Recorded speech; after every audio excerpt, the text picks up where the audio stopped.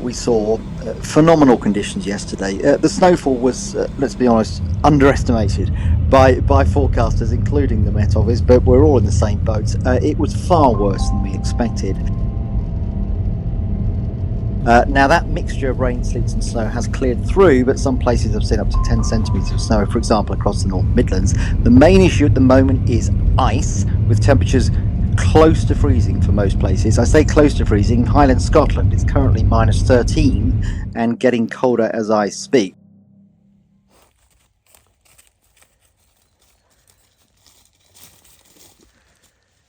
Hi guys, welcome back to the 401 Files. It's an absolute pleasure, as I always say, to be joined by so many like-minded people from all around the world. If you are interested in UFOs, extraterrestrials, weird cryptids and even the paranormal, then you've landed in the right place. Without further ado guys, please do kick back, relax and enjoy. I'm not mentioning names. I'm not going to mention the state or where I got the message from. But there was an individual that had his arm ripped off.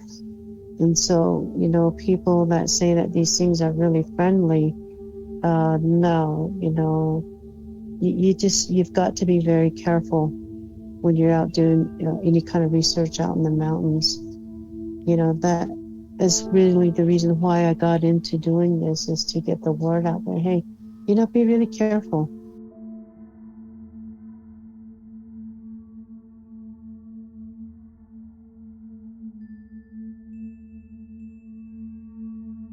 Whenever I look into people's claims, people's experiences, first-hand accounts, where they've ran into a Bigfoot or some other cryptid, and they use the sentence or the statement that this thing was human-like, it was human in nature, I get what they're saying and I understand that, but it can't be human. It can't be some undiscovered wild man living off the land undetected for all these years. It just can't be. In my mind, that doesn't register true, because let's just say there was a human being, an offshoot, a castaway from us, Homo sapiens, living wild, undiscovered in the woods. He's not paying rent, he's not paying taxes. In some cases, he's peering through people's windows. He's attacking livestock and killing people's pets, and occasionally destroying people's property. Those are very serious accusations, very serious claims. And I think that if this was human in any sense of the word, he would have been arrested, brought in and prosecuted by now. There would be some tangible evidence to prosecute this wild man doing these things, because these are very serious accusations, especially in this day and age. For example, peering through people's windows. That is a very serious thing to do, like be committed of. There would be a task force set in place to go into the woods and drag this wild man in for prosecuting. And that's never happened. So for me, I get what people are saying. They almost resemble a human being. They have human characteristics. Their facial features may appear human. They walk bipedally. These things are very human characteristics, very human traits, but we have to understand that it cannot be human. It cannot be human. Unless, of course, we say that this human has other abilities that allow it to slip through dimensions or disappear at the drop of a hat, and in which case, we're not talking about humans no more. We're talking about a completely new phenomena. Maybe a cast-off of human that's evolved somehow different to us and achieved these abilities over hundreds, if not millions of years of evolution.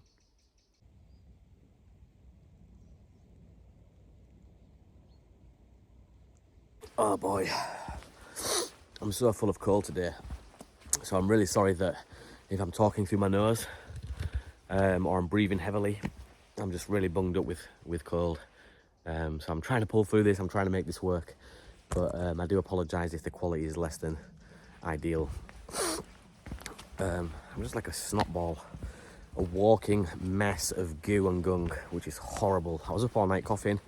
My chest is really painful because of how much I was writhing last night, trying to cough up this phlegm. But anyway, I'm out here, I'm doing what I love, and I'm talking to people that I share very similar interests with. So for that, I have to be grateful, and I am truly grateful. I'm in an amazing place in my life where I found my purpose, I found my meaning, my calling, and the support that you guys give me is the encouragement that I need every day, day in, day out, to pick this camera up and try and get to the bottom. If not, get to the bottom of some of these cases, talk to you people, and hopefully give you an ear to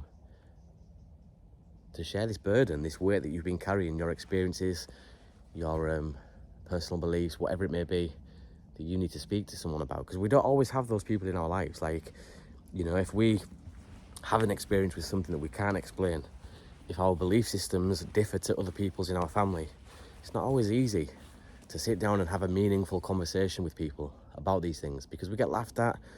And even if we don't like to think that our family or friends would, sometimes they do. Sometimes they do judge us. And so I just hope that having someone like me on a platform like YouTube, which is easily accessible to most people, gives you guys a peace of mind. But yeah, again, I apologise for my snotty nose and the way that I'm talking. I think it sounds quite sexy, I'm not going to lie. A bit husky. Well, that's what I'm telling myself. Probably sounds completely the opposite, but anyway. Saw something run out in front of my headlights, and it was like just outside the headlights, and I saw it running on all fours, so I kind of slammed on my brakes because I thought it was a deer, because deer are very normal in the area. So when I slammed on my brakes, I kind of like looked both ways to make sure nothing else was coming across, and when I looked back to my right, I saw two eyes like looking back at me, kind of like cat eyes, and then I was like looking at it, and it stood up, and that's when I was like, yeah, that's not a deer. And then, lo and behold, a deer was coming out of the woods on the left, and it got like halfway across the road, saw whatever was standing there, kind of did like the oh crap, like jumped down on all fours, and then booked it running, and then the thing turned and ran after it.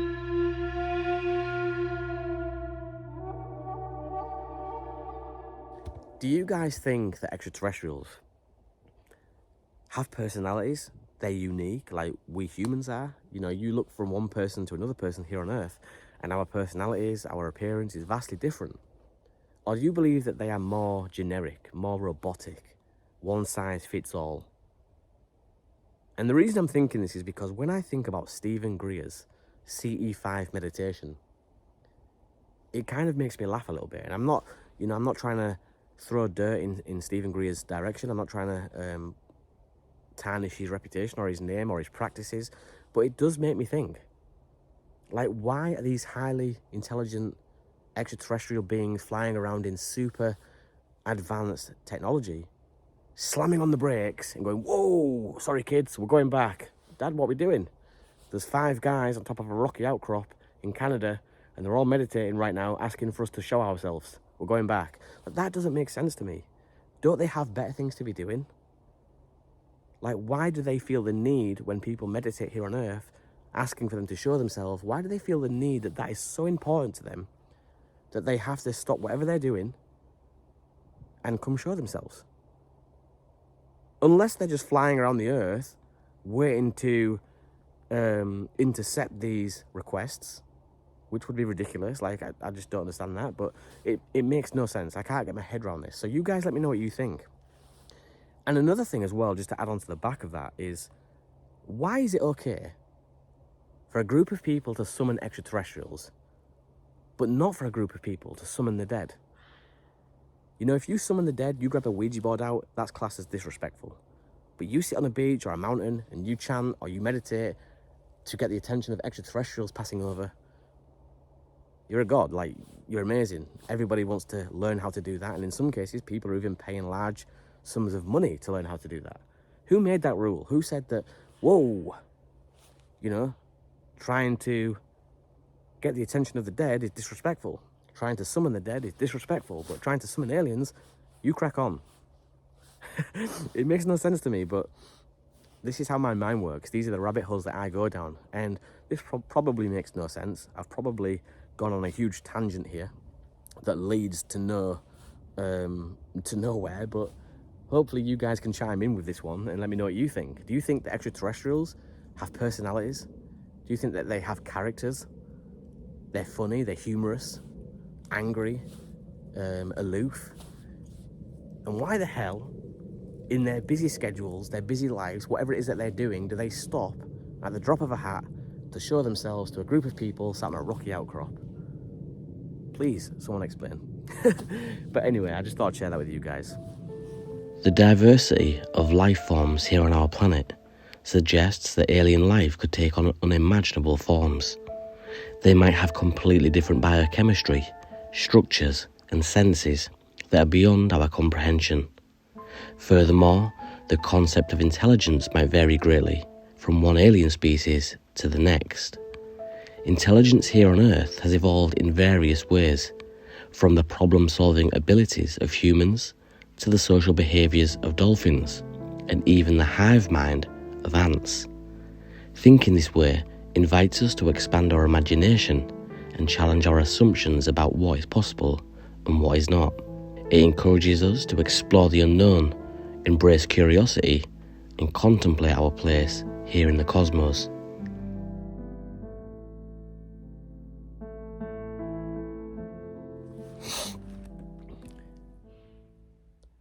I was just thinking about the extraterrestrial and UFO phenomena and its links to Bigfoot, which I often do here on the channel. I often do try and tie these links together because for me there has to be something more going on. And I started thinking, are UFOs a part of the Bigfoot phenomena? Does it come as a package? Are they inclusive together? Or are UFOs in the same vicinity as a Bigfoot because they share the same interest, the same curiosity as we do?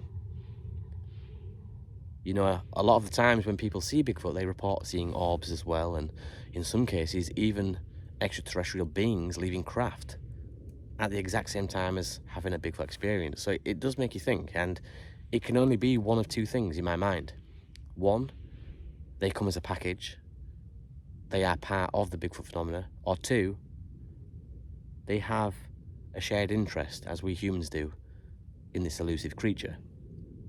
And either, to me, either option that we go with is fascinating, because if this UFO phenomena is linked, does come as a package, and it is part of the Bigfoot phenomena, what are they doing? Are they dropping this creature off? Is Bigfoot an extraterrestrial? And what's his mission? Are they coming back for him at a later date? What is he doing here? And if it is option two that we go with, that they just share a common interest in the creature like we do, that makes me feel good as well, because it makes me think that there is common ground. It gives them almost a human touch, because it makes me think that they're not so advanced, they're not so intelligent, and a million miles away from us, that they don't have an interest still in the world around them. And to me, that brings us closer than ever. Instead of, you know, putting light years between extraterrestrials and humans, and we often hear people saying that we'd be so prehistoric to them that they wouldn't even understand us, they wouldn't be able to relate to us or have any feelings towards us. All that goes down the drain if we start thinking, well, actually, they're just as curious as into Bigfoot as we are, because that has a human element, a human curiosity about it, and I like that. It makes me feel a certain way. But either way, it's fascinating. Are UFOs part of the Bigfoot phenomena? Do they come as a package, or do they just share a common interest in the creature like we do?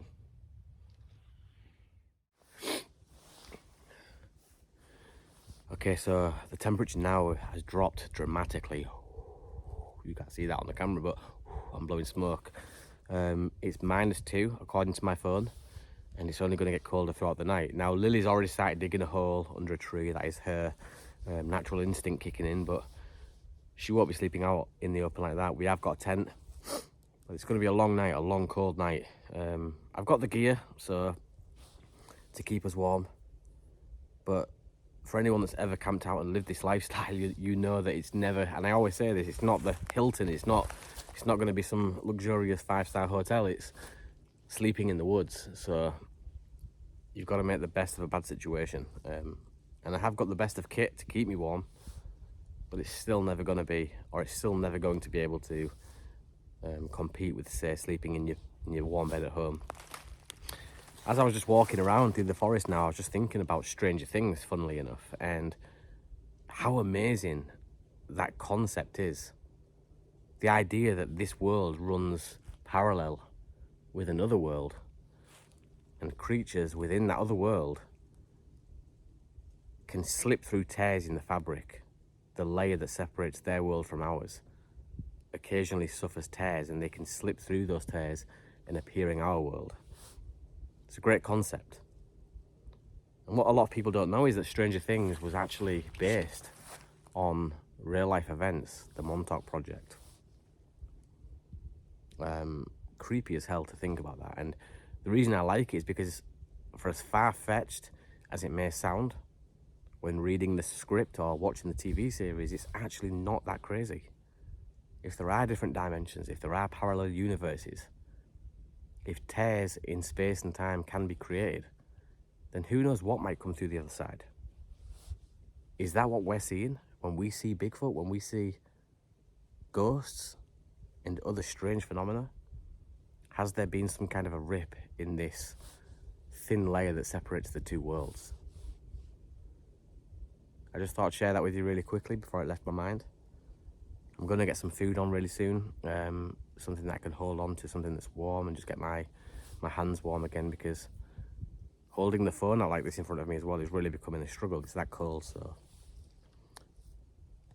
yeah, I think I'll do that now. It's absolutely freezing. I'm not sure of the exact temperature, but it's cold, I know that much.